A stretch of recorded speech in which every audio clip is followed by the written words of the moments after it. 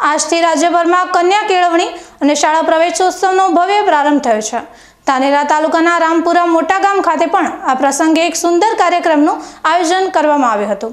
આ કાર્યક્રમમાં તાલુકા વિકાસ અધિકારી સહિતના રાજકીય આગેવાનો અને સ્થાનિક અગ્રણીઓ ઉપસ્થિત રહ્યા હતા।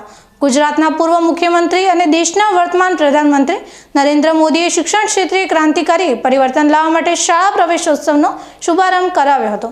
આ અભિયાનનો મુખ્ય ઉદ્દેશ્ય ગ્રામીણ વિસ્તારોમાં અને સરકારી શાળાઓમાં બાળકોને ખાસ કરીને દીકરીઓને શ્રેષ્ઠ અને યોગ્ય શિક્ષણ મળી રહે તે સુનિશ્ચિત કરવાનો છે।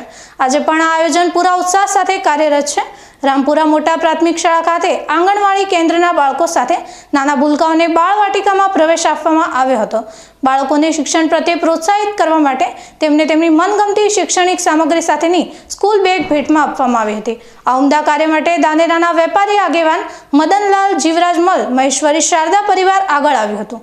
આ પ્રસંગે રામપુરા મોટા આરોગ્ય કેન્દ્રમાં ફરજ બજાવી રહેલા સવાઈભાઈ મહેશ્વરનું ધાનેરા તાલુકા વિકાસ અધિકારી મહેન્દ્રભાઈ ચૌધરી દ્વારા તેમના પરિવાર વતી શાળાને દાન આપવા બદલ બહુમાન કરવામાં આવ્યું હતું। શાળાને મળતી આવી મદદ બાળકોને શાળાએ આવતા કરવા અને શિક્ષણને પ્રોત્સાહન આપવા માટે સાર્થક સાબિત થઈ રહી છે।